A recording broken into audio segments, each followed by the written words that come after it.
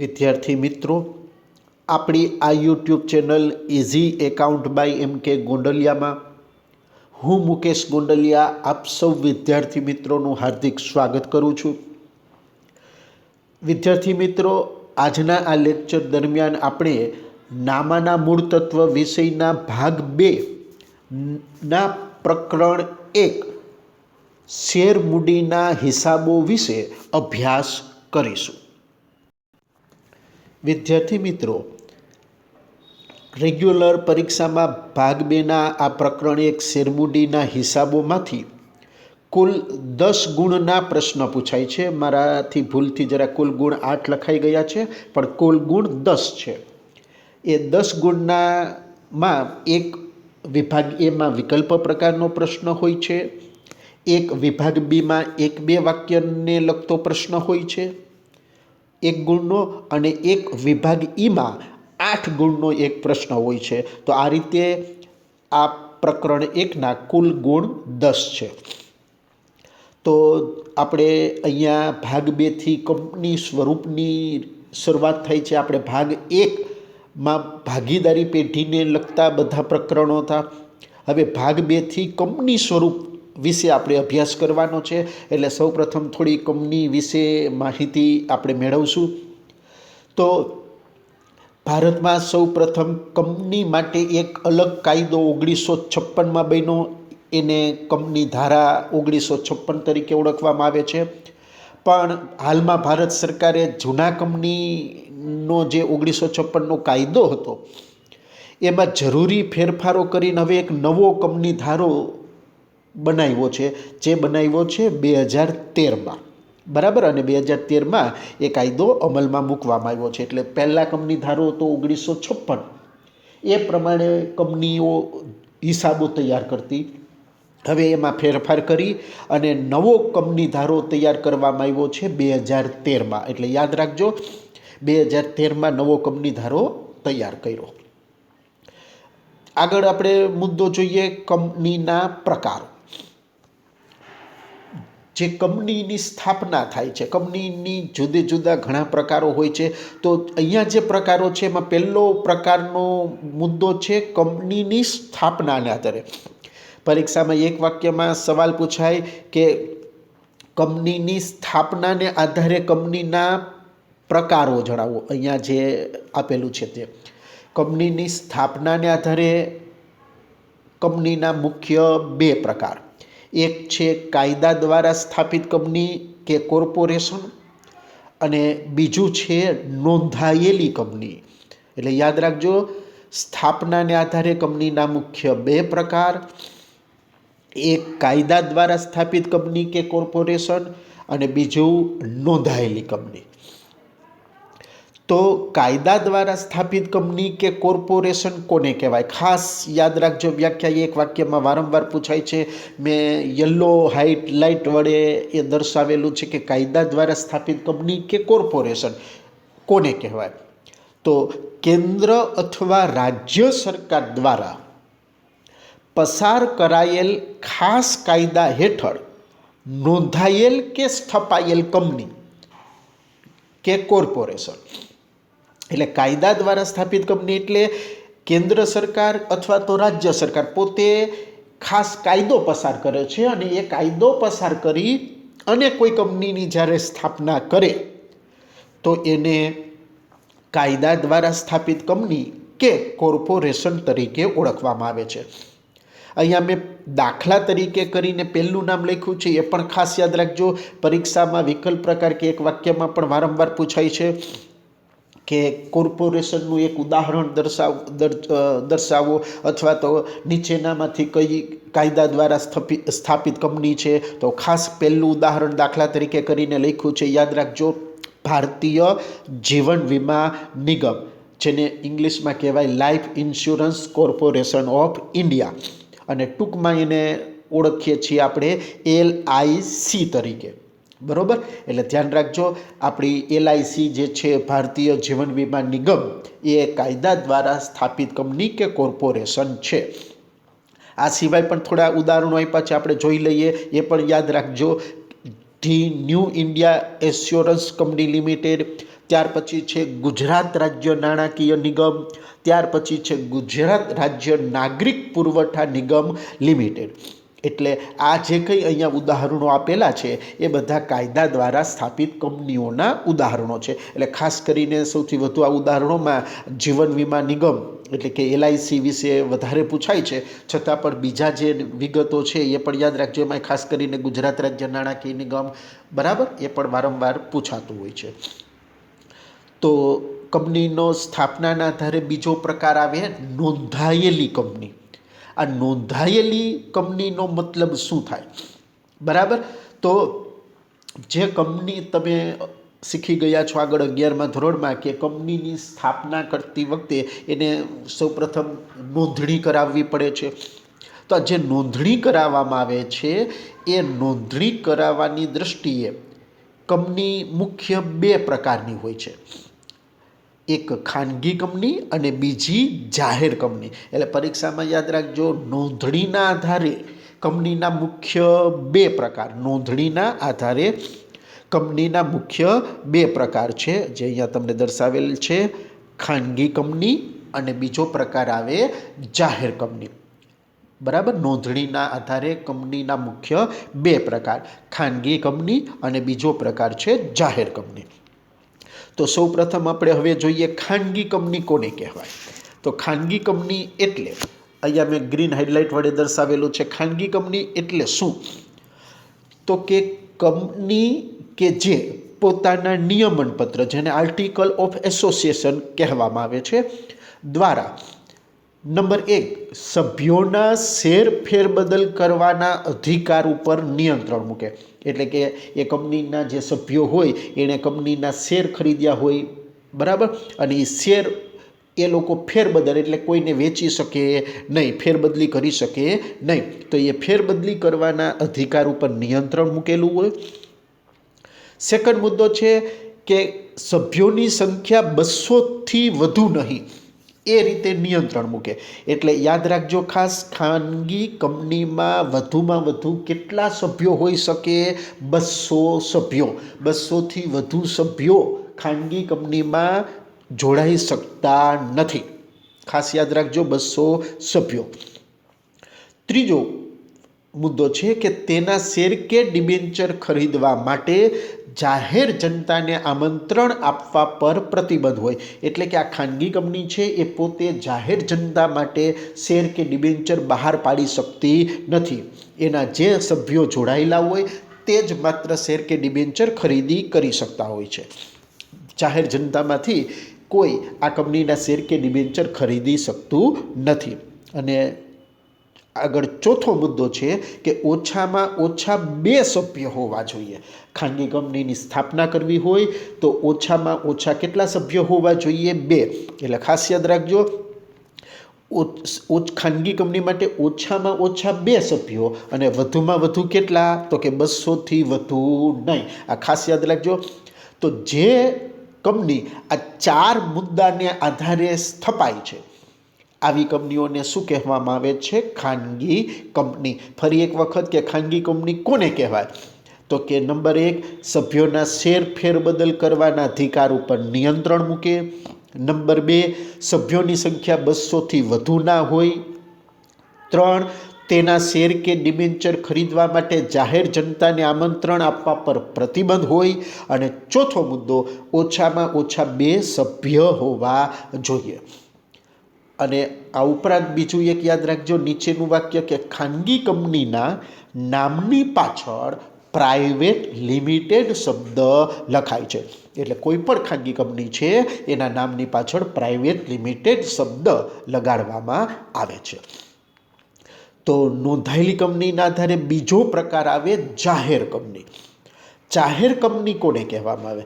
તો કે જાહેર કંપની એટલે જે કંપની ખાનગી કંપની નથી.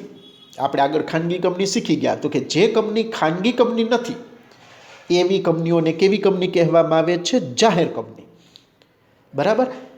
અને આ જાહેર કંપનીમાં ઓછામાં ઓછા 7 સભ્યો હોવા જરૂરી છે. ખાસ યાદ રાખજો, જાહેર કંપનીમાં ઓછામાં ઓછા કેટલા સભ્યો હોવા જોઈએ? 7. ખાનગી કંપની હોય તો ઓછામાં ઓછા 2 અને વધુમાં વધુ 200. જ્યારે જાહેર કંપની હોય તો ઓછામાં ઓછા 7 સભ્યો અને જાહેર કંપનીમાં વધુમાં વધુ સભ્યોની સંખ્યા માટે કોઈ મર્યાદા નથી. એટલે કે જાહેર કંપનીમાં ગમે તેટલા સભ્યો હોઈ શકે, ઓછામાં ઓછા 7, વધુમાં વધુ ગમે તેટલા. અને આ જાહેર કંપનીઓ જે છે એમના નામની પાછળ ફક્ત લિમિટેડ શબ્દ લખાય છે. ખાનગી કંપની હોય તો પાછળ પ્રાઇવેટ લિમિટેડ શબ્દ લગાડાય છે, જાહેર કંપની હોય તો પાછળ લખાય છે માત્ર લિમિટેડ. ત્યાર પછીનો અન્ય એક પ્રકાર આપ્યો છે સભ્યોની જવાબદારીને આધારે કંપનીના પ્રકારો. કંપનીની અંદર જેના માલિકો એટલે કે સભ્યો જોડાયા હોય એની કંપની પ્રત્યેની જવાબદારીના આધારે કંપનીના મુખ્ય 3 પ્રકાર આવે. પહેલો પ્રકાર છે શેરથી મર્યાદિત કંપની. શેરથી મર્યાદિત કંપની કોને કહેવાય? તો કે જે કંપનીના સભ્યોની એટલે કે શેર હોલ્ડરોની જવાબદારી તેઓએ ખરીદેલા કંપનીના શેરની દાર્શનિક કિંમત જેટલી જ મર્યાદિત રહે. બરાબર? તો આવી કંપનીઓને કહેવાય શેરથી મર્યાદિત કંપની. એટલે કહેવા એવું માગે છે કે કોઈ પણ કંપનીની અંદર આપણે માલિક તરીકે એટલે કે સભ્ય તરીકે જોડાવવું હોય તો એ કંપનીના શેર ખરીદવા પડે.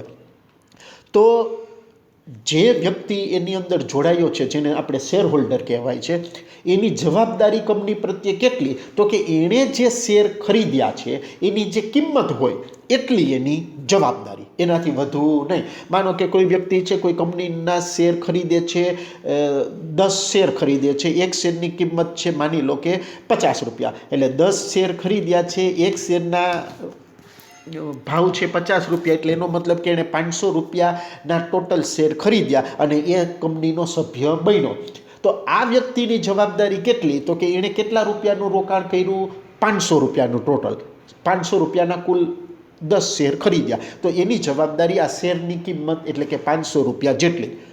પછી ભાગીદારી પેઢીની જેમ કંપની કદાચ ખોટ કરે ને દેવું ચૂકવવા માટે પેઢીની મિલકતો અપૂરતી હોય તો આ શેર હોલ્ડરોએ પોતાની અંગત મિલકતો લાવવાની હોતી નથી. એણે 500 શેર ખરીદેલા છે, 500 રૂપિયાના શેર ખરીદા છે, એની જવાબદારી માત્ર 500 રૂપિયા પૂરતી છે. એટલે એને કહેવાય શેરથી મર્યાદિત કંપની. અને મોટા ભાગની જે કંપનીઓ હોય છે એ શેરથી મર્યાદિત કંપનીઓ જ હોય છે.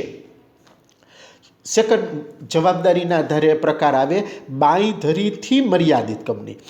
બાંયધરીથી મર્યાદિત કંપની કોને કહેવાય?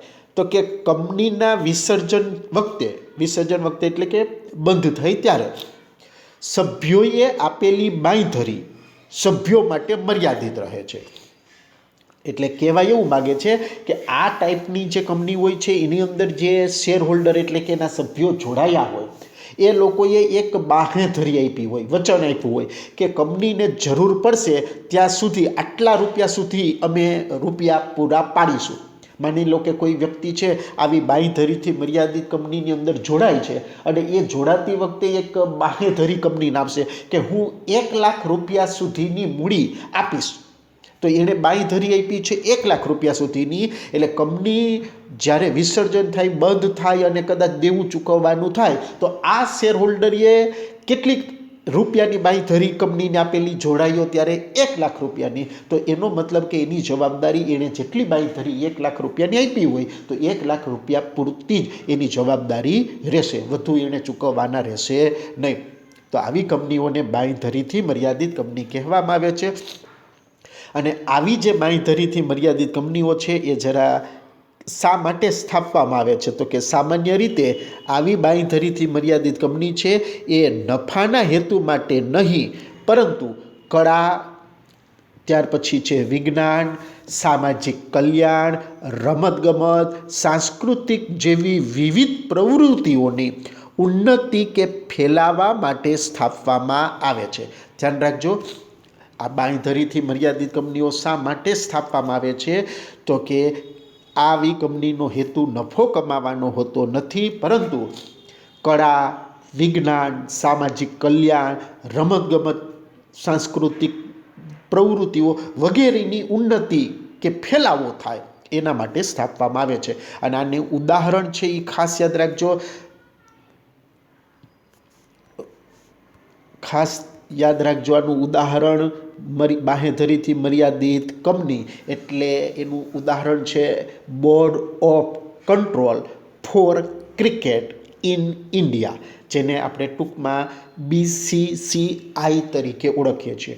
એટલે કે ભારત દેશમાં જે ક્રિકેટ ટીમ રમે છે, ભારતીય ટીમ જેને કહેવામાં આવે છે ક્રિકેટ ટીમ, એ ક્રિકેટની ટીમ જે ભારત દેશની રમે છે એ એક બાંયધરીથી મર્યાદિત કંપની છે. એટલે ખાસ યાદ રાખજો, બાંયધરીથી મર્યાદિત કંપનીનું ઉદાહરણ Board of Control for Cricket in India, જેને ટૂંકમાં કહેવાય છે BCCI. સભ્યોની જવાબદારીના આધારે ત્રીજો કંપનીનો પ્રકાર આવે છે જવાબદારીથી મર્યાદિત કંપની. તો કે આ કંપની એવા પ્રકારની હોય છે કે જેમાં સભ્યોની જવાબદારી કેવી હોય છે? અમર્યાદિત. જેમ આગળ ભાગીદારી પેઢીમાં ભાગીદારોની જવાબદારી અમર્યાદિત આવતી, એમ અહીંયા પણ જે શેર હોલ્ડર તરીકે સભ્યો જોડાયા છે એની જવાબદારી કેવી હોય છે? અમર્યાદિત. એટલે કે જો કંપની ખોટ કરતી હોય તો ખોટ કરતી કંપની તેના દેવા ચૂકવવા માટે તેની મિલકતો પૂરતી ન હોય તો, અથવા તો જો કંપનીના લેણદારોને પૂરેપૂરી ચૂકવણી ના થાય તો જરૂરી ફાળો એટલે કે રકમ સભ્યોએ પોતાની અંગત મિલકતોમાંથી પણ આપવો પડે. એટલે કે પેઢીનું દેવું કે લેણદારોને જે નાણાં ચૂકવવાના બાકી રહે અને જો પેઢી પાસે પૂરતા નાણાં મિલકતો ના હોય તો આ જેટલા પણ શેર હોલ્ડર એટલે કે સભ્યો હોય એને પોતાની અંગત મિલકતોમાંથી પણ એ દેવું ચૂકવવું પડે. પણ ખાસ ધ્યાન રાખજો, ભારત દેશની અંદર આ જવાબદારીથી અમર્યાદિત કંપનીવાળી પ્રકારની કંપનીઓ સ્થાપવાની છૂટ નથી. એટલે ભારતમાં અમર્યાદિત જવાબદારીવાળી કંપનીઓ સ્થાપી શકાતી નથી. આપણા દેશમાં માત્ર 2 પ્રકારની કંપનીઓ સ્થાપી શકાય છે. એક શેરથી મર્યાદિત કંપની અને બીજી બાંયધરીથી મર્યાદિત કંપની. ફરી એક વખત શેરથી મર્યાદિત કંપની એટલે એમાં સભ્ય જે શેર હોલ્ડર શેર ખરીદીને જોડાયો હોય તો એને જેટલા શેર ખરીદ્યા એ શેરની કિંમત જેટલી જેની જવાબદારી, તો શેરથી મર્યાદિત કંપની. અને બાંયધરીથી મર્યાદિત કંપની એટલે અહીંયા જે શેર હોલ્ડર સભ્ય જોડાય એ એક રકમની બાંયધરી આપશે કે આટલી રકમ સુધી હું નાણાં ચૂકવીશ, તો એની બાંયધરી જેટલી આપી હોય એટલી જ એની જવાબદારી. તો આ હતા કંપનીના જુદા જુદા પ્રકારો. પહેલો પ્રકારમાં તો એ સ્થાપનાને આધારે ભૂલાય નહીં, 2 પ્રકાર, કાયદા દ્વારા સ્થાપિત કંપનીઓ કે કોર્પોરેશન, અને બીજું આવે નોંધાયેલી કંપનીઓ. બરાબર. પછી નોંધાયેલી કંપનીઓના પણ 2 પ્રકાર હતા, એક ખાનગી કંપની અને બીજી જાહેર કંપની. પછી ત્રીજું આવ્યું સભ્યોની જવાબદારીના આધારે, તો 3 પ્રકાર: શેરથી મર્યાદિત કંપની, બાંયધરીથી મર્યાદિત કંપની અને જવાબદારીથી અમર્યાદિત કંપની. ચલો, હવે આગળનો આપણો મુદ્દો છે શેર અને શેર મૂડી. તમે આગળ 11મા ધોરણમાં શીખી ગયા છો કે કોઈ કંપનીમાં જોડાવવું હોય માલિક તરીકે, સભ્ય તરીકે, તો એ કંપનીના શેર ખરીદવા પડે. તો શેર એટલે શું? તો શરૂઆતની પહેલી જ 2 વ્યાખ્યા લીટીમાં એની વ્યાખ્યા આપેલી છે, ખાસ યાદ રાખજો. ગ્રીન હાઇલાઇટ વડે મેં દર્શાવ્યું છે કે કંપનીની મૂડીને શેર મૂડી કહેવામાં આવે છે. કંપનીની જે મૂડી હોય એને શું કહેવામાં આવે છે? શેર મૂડી. અને જેને ફેરબદલી કરી શકાય તેવા નાના સ્વરૂપમાં વિભાજિત કરવામાં આવે છે. આવા દરેક વિભાજિત એકમને શેર કહેવાય છે. શેર એટલે શું? તો કે જેને ફેરબદલી કરી શકાય તેવા. ફેરબદલી કરી શકાય એટલે કે આપણે એ શેર છે, આપણી પાસે શેર હોય તો ગમે તે વ્યક્તિને એ શેરનું શું કરી શકીએ? વેચાણ કરી શકીએ. અને કોઈ પણ વ્યક્તિ એ શેર ખરીદી શકતો હોય, એટલે ખરીદ વેચાણ થતું હોય શેરનું, તો એને કહેવાય ફેરબદલી. એટલે કે જેને ફેરબદલી કરી શકાય તેવા નાના નાના સ્વરૂપમાં શું કરી દેવામાં આવે છે? વિભાજિત. એટલે કંપનીની જે કુલ મૂડી હોય એ કુલ મૂડીને નાના નાના ટુકડાઓની અંદર, નાના નાના સ્વરૂપમાં એ મૂડીની કુલ રકમ છે એને વિભાજિત એટલે કે વહેંચી દેવામાં આવે છે. તો આવો જે એક ટુકડો જે વિભાજિત થયેલો હોય એવા એક વિભાજિત થયેલા દરેક એકમને શું કહેવામાં આવે છે? શેર. એટલે ખાસ યાદ રાખજો, શેર એટલે શું? તો કે જેને ફેરબદલી કરી શકાય તેવા નાના નાના સ્વરૂપમાં વિભાજિત કરવામાં આવે છે શેર મૂડીને ફેરબદલી કરી શકાય તેવા નાના નાના સ્વરૂપમાં વિભાજિત કરવામાં આવે છે. આવા દરેક વિભાજિત એકમને શેર કહેવામાં આવે છે. અને કંપનીની મૂડીને શું કહેવામાં આવે? શેર મૂડી.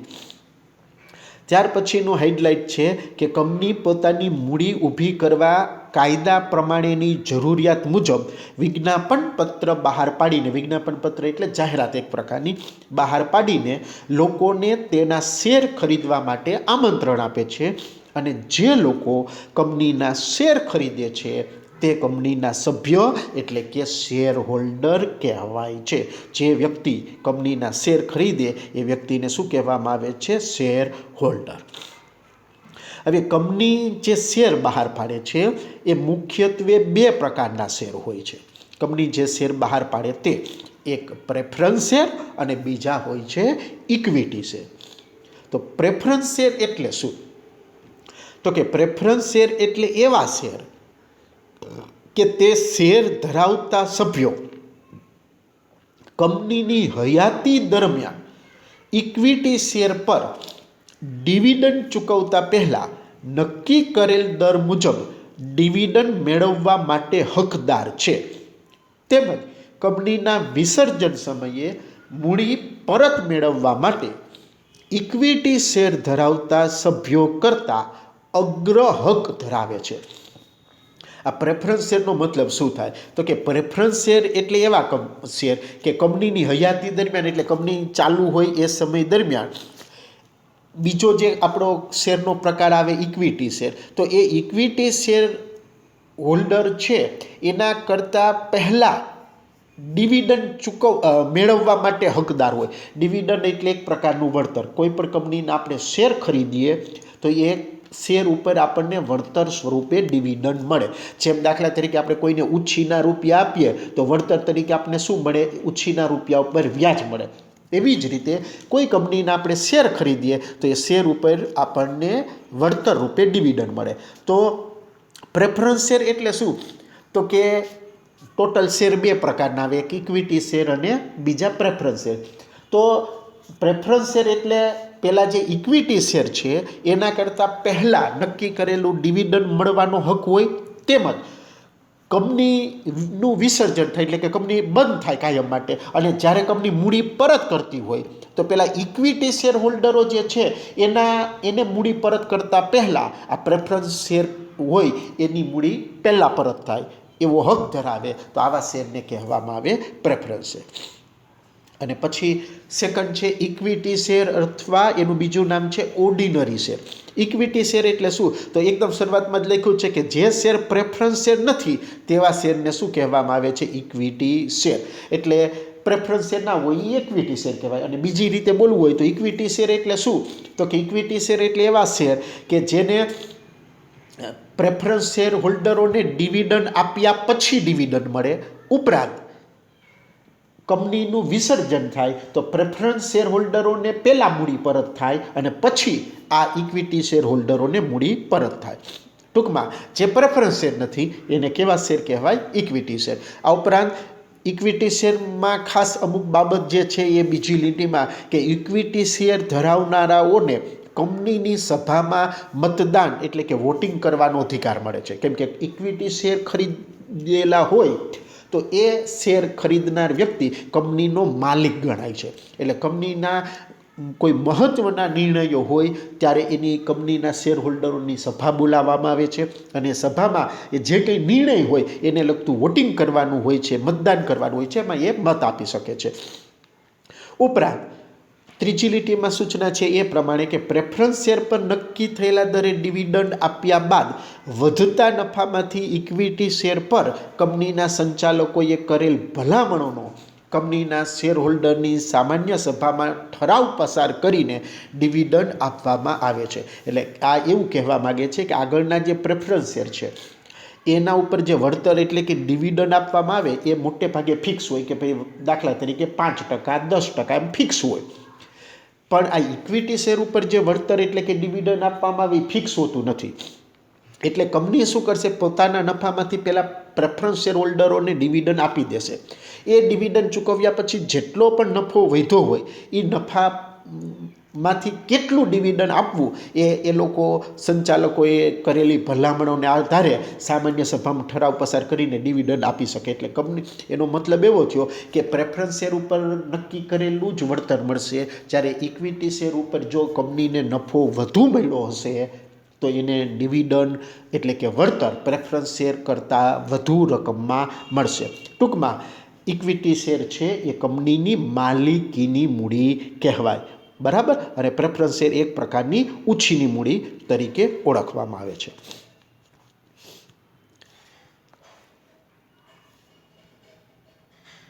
તો વિદ્યાર્થી મિત્રો, આજનો આ લેક્ચર આપણે અહીંયા જ પૂર્ણ કરીએ. તમને જો મારો આ વિડીયો પસંદ આવ્યો હોય તો મારા આ વિડીયોને લાઈક કરવાનું તેમજ મારી આ યુટ્યુબ ચેનલને સબસ્ક્રાઈબ કરવાનું ભૂલશો નહીં. આભાર.